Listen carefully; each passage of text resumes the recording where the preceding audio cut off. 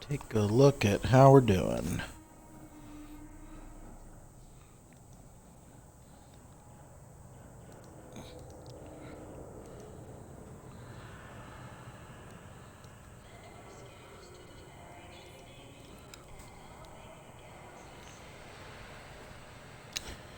$26,300 XP, 18 wins, 156 kills, very close KD ratio. Still my favorite ship is the Eagle, which is very weird because I haven't used the Eagle at all.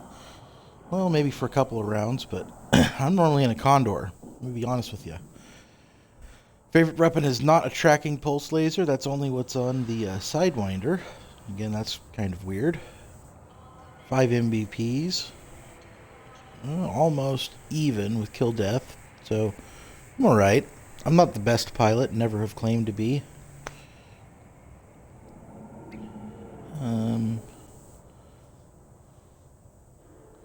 Lots more losses than wins, but I guess that's normal when you're playing deathmatch and such. Not for any fault of my own. And a whopping 40,875 credits. Amazing.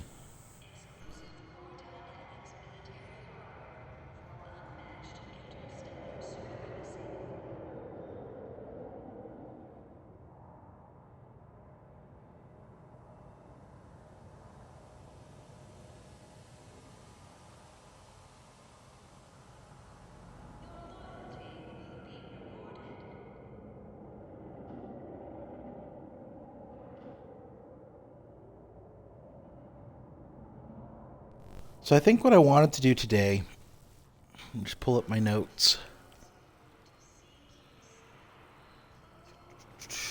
Kind of disappointed. I'd sent my plans off to Frontier on Tuesday of the stream and what I was going to try to accomplish with it, and never heard back from them and never got added to the official CQC Mayhem schedule.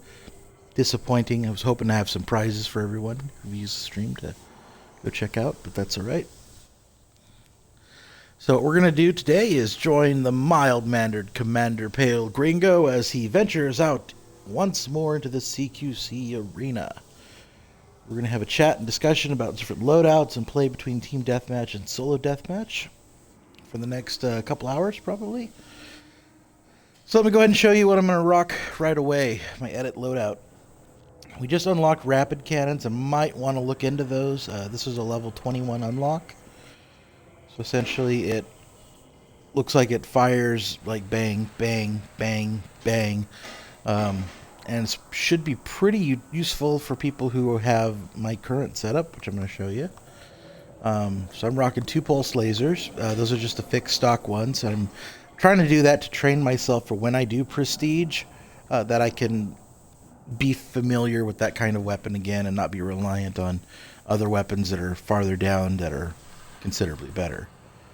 The standard chaff launcher, I do that because if I get too many hits in sequence, that breaks it up. The problem with it is that it takes a long time to reload, and that's never fun. Stuck in a reload waiting for your chaff to come out of it. And then just a normal power distributor. I don't worry too much about engine power in this one. Maybe I should, because I don't usually put my energy into engine. Maybe I'll try that out today and see what happens. So we get a couple games in. Armor, I just use my normal armor because that's standard against all types. Reversed resistance is good against kinetic weaponry like the rapid cannon, but weak against laser. Primarily everyone seems to like using lasers. I see a lot of Eagles with beam lasers, for example. So that's definitely something we want to not probably do, but we might try it out. We'll see.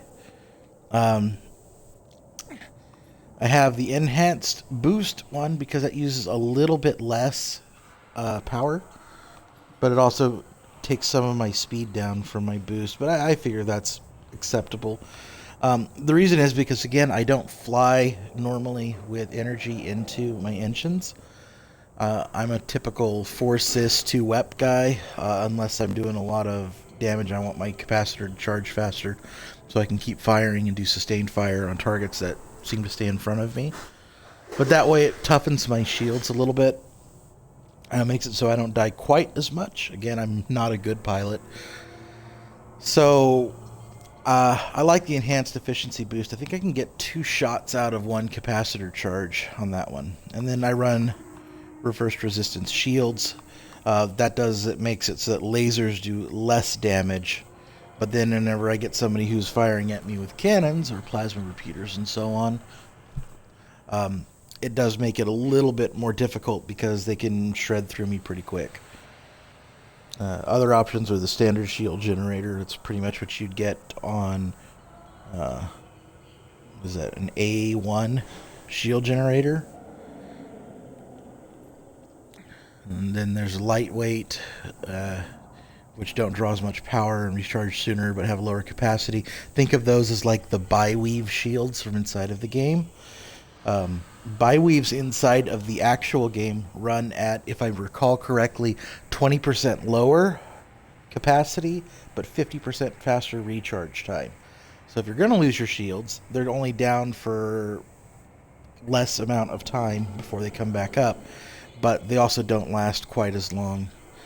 And then fast charge is the other side of lightweight, where lightweight is reduced power, and then that gives you lower maximum capacity. So it's a bit of a trade-off.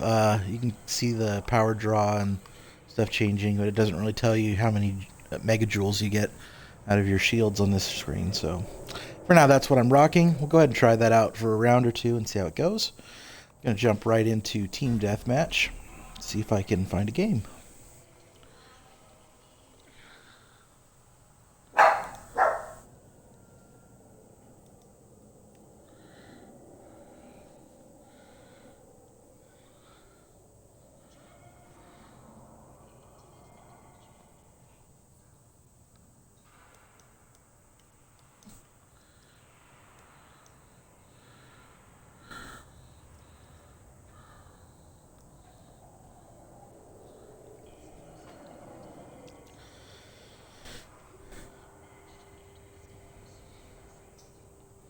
So chances are I'm probably coming into this halfway through another match.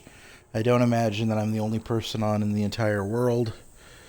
In fact, I think there's quite a few streamers that are helping out with the CQC Mayhem event with Frontier. So hopefully this time will be optimal because it's the weekend. It's a late night over in the UK. It's early afternoon over here on the Pacific coast of the US, and everywhere in between unless you're somewhere in the Atlantic Ocean, in which case you probably have a very poor internet connection.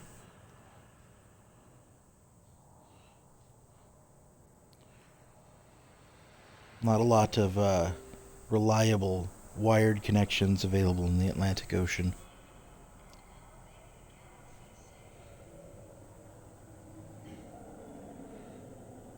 So we've got Mohacken, who's a level 6.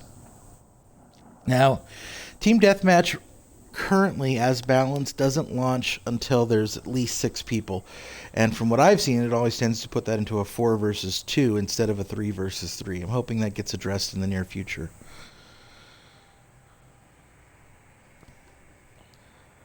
So let's see if we can get more people to join up.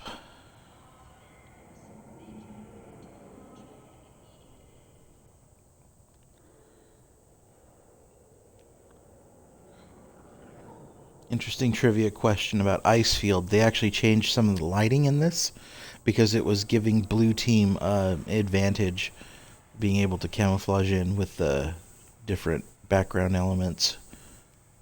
So it helped level that off.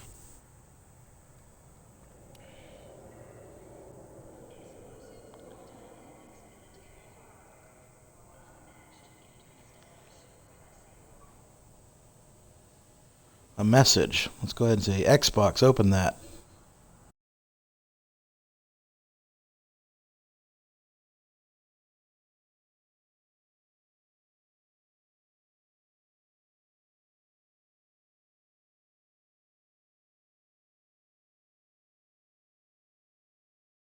Sorry about the AFK screen.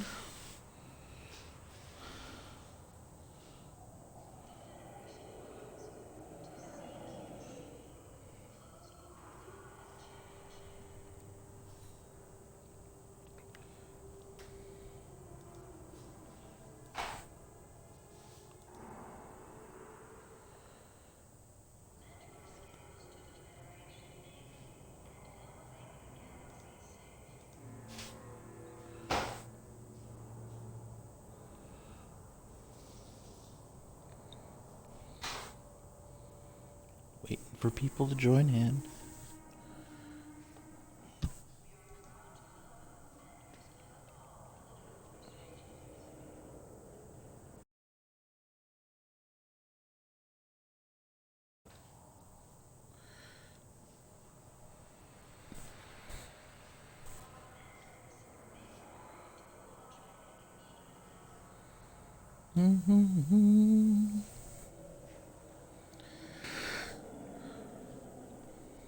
So if you're following along in the stream right now, I keep getting messages from Mohacken, who's apparently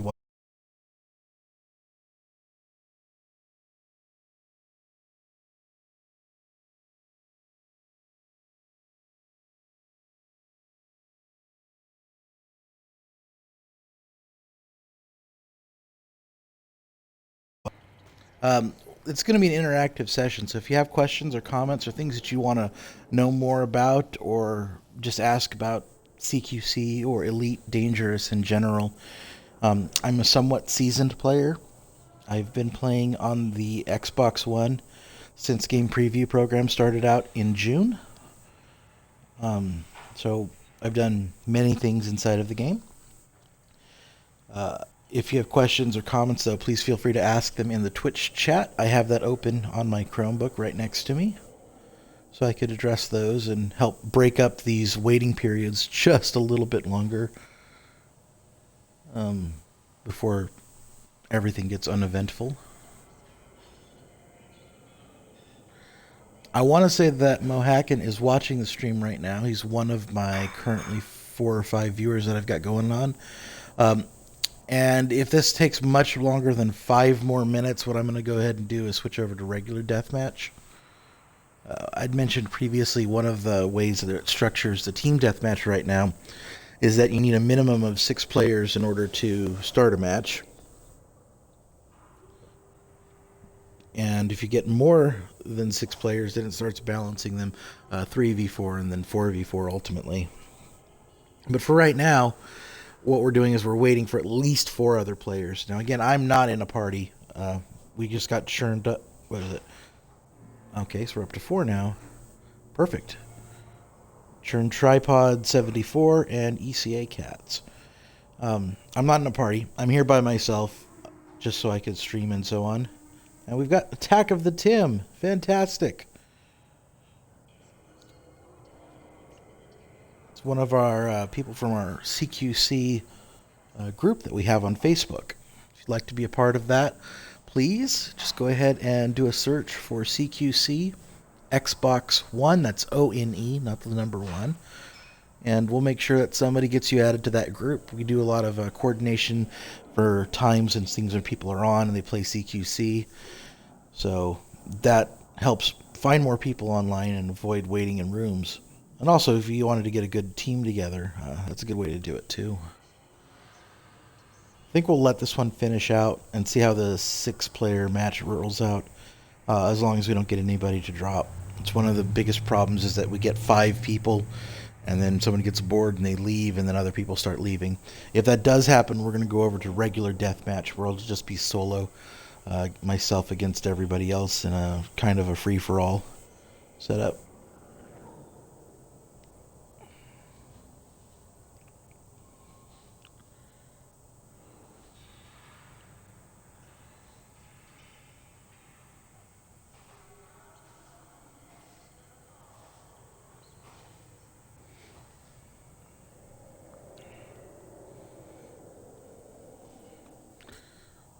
Let's go see how Tim's doing.